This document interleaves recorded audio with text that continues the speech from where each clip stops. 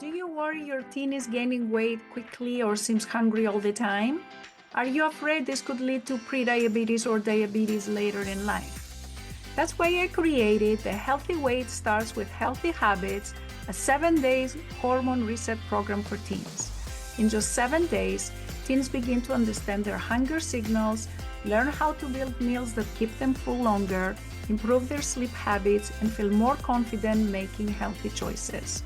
Instead of guessing what to do, your teen will have a clear starting point and simple habits that support their metabolism and long-term health. You can learn more at lifestyleforteens.com/reset.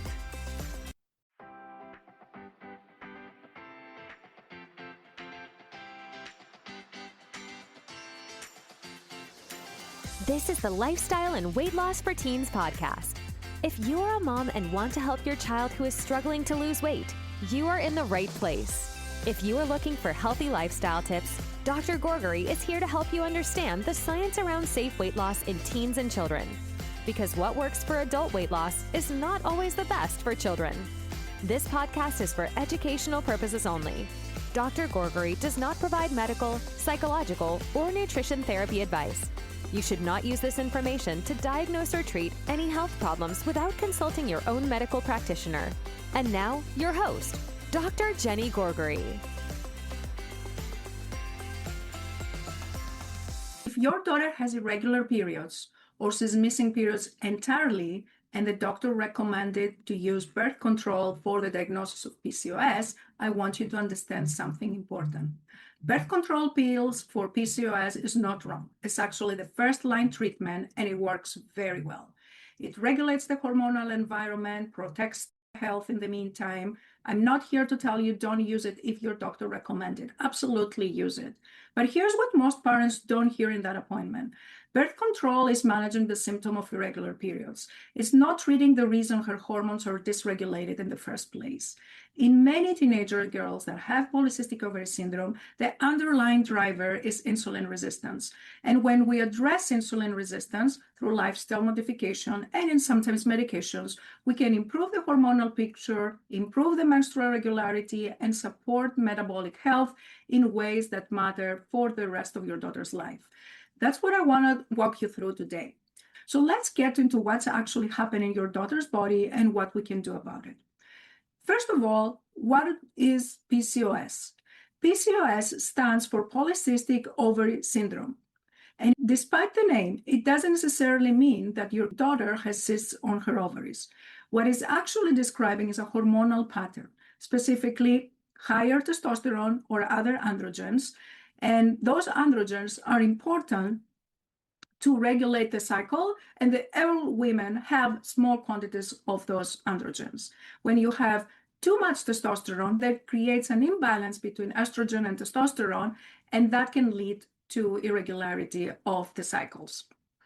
PCOS has also been associated with higher risk of anxiety, depression, disordered eating, and up to 4 times higher in teens that have PCOS. So teens that have PCOS are more likely, almost 4 times, to have eating disorders and irregular relationship with food. And most teenager girls, again, have insulin resistance. And I'm going to talk about what is the connection between insulin resistance and PCOS. When your teen has insulin resistance, it's producing more insulin than other girls who don't have PCOS, who don't have insulin resistance, in order to regulate the sugar. And the ovaries respond to this higher insulin by producing more androgens. It's like a feeding signal. High insulin leads to more signal to the ovaries, then the ovaries produce more androgens, disrupt the regular cycle, and that's how we get to irregular periods. Now, birth control is the first step management in terms of medication, and it works by controlling the high testosterone, like shuts down the ovaries production of the ovaries. But it doesn't do anything to address the underlying insulin resistance. And that's why we need to support the metabolic system and produce insulin more efficiently. And eventually, the androgens can indirectly also improve just by improving the insulin resistance.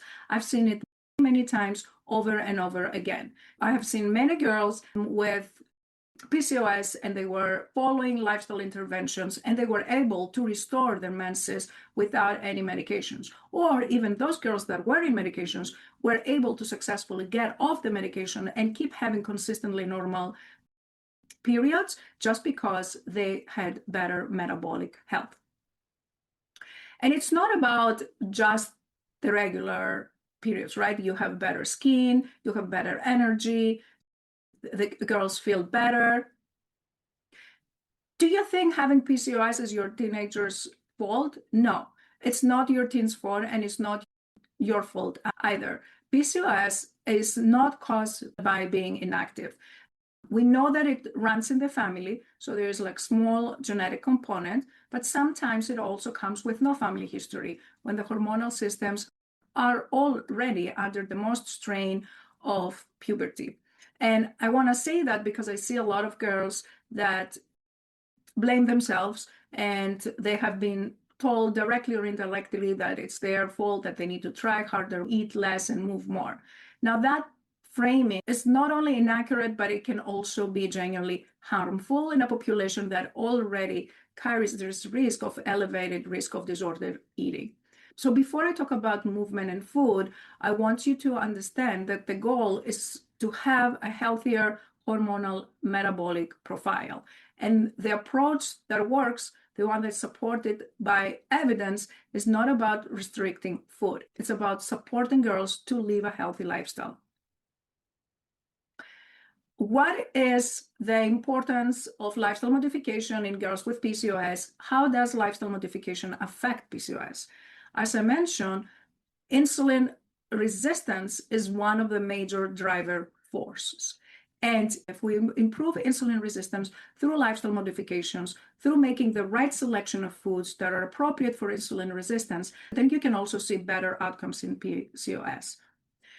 For example, there is not like a perfect diet that is better than the other necessarily. We know that Mediterranean diet, which is my favorite, but they're like really whole foods, fresh foods, less processed foods that are less in glycemic control.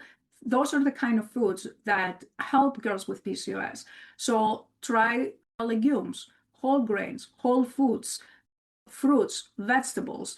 And you don't necessarily need to avoid carbohydrates. As I mentioned before, girls and boys need carbohydrates while they are in their puberty, but it is the type of carbohydrates, the quality of the food, so that we don't get those huge spikes after eating certain food, so that we can have lower insulin surges. So a meal that has carbohydrates that are complex and they have a little bit also of protein and they have fiber, that's what gives you less insulin resistance. For girls that have PCOS, we don't want to cut out certain things as absolutely do not eat that, but we want to give some guidance of try to eat more of this, less of this. And this is the approach that will work, and it's the approach that doesn't make eating disorders come up, because we don't really restrict food. We just help make better choices. Now, how about movement and exercise? Absolutely. Exercise about 150 minutes per week of moderate to intense physical activity, or 75 minutes of vigorous intense activity, at least 2 to 3 times per week. If you can do it every day, is even better. Then that will absolutely improve insulin resistance without even losing 1 pound. And the teenager doesn't even have to go to gym. They can just do dancing, swimming, basketball, anything that is fun activity. Just do more of that. Even go shopping to the mall and go out for a walk every day, at least 60 minutes. That is going to have a tremendous improvement.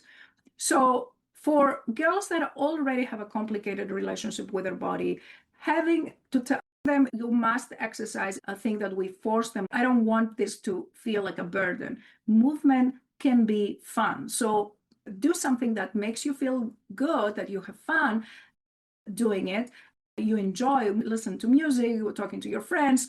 that is going to improve insulin resistance in a fun way and consistent way. Another third thing that helps with insulin resistance in girls with PCOS is sleep regulation. We know that sleep disorders in teenagers are very common, and I'm not saying that only if you sleep enough that's going to be a cure, but not sleeping enough hours is another hit to somebody who's already having increased insulin resistance. It makes it worse. So by regulating the sleep, you can improve insulin resistance. That has to do with dysregulated sleep. And of course, there are medications like birth control pills, as I mentioned, can bring down the testosterone and the other androgens. There is also metformin. It is a drug that we use for teenagers that have diabetes. And there are other medications that your endocrinologist can talk to you about regulating the androgens. All these medications have side effects. I'm not going to go into that in this video, but they have a place, right? There is an option, and I prescribe these medications for my patients all the time.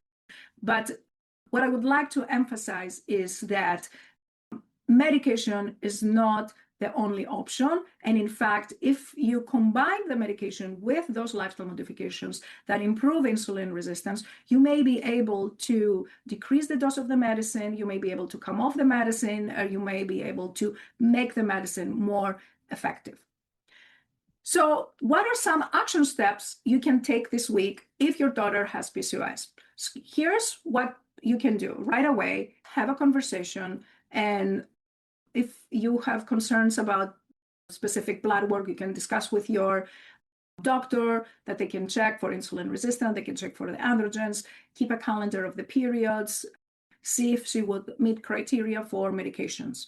The second thing is open a conversation with your daughter about lifestyle modifications, and start by making small changes in the food. And if you don't know what foods are good, I have created 30 free recipes for teenagers that have high insulin resistance. You can grab it for free. That will give you a good starting point. And then you don't have to change the diet 100%, but maybe you can make a 20% improvement in the diet by selecting some of these meals. Start changing some of those meals with those meals that are higher in protein, higher in fiber, more fruits and vegetables, have more water, and then incorporate some activity.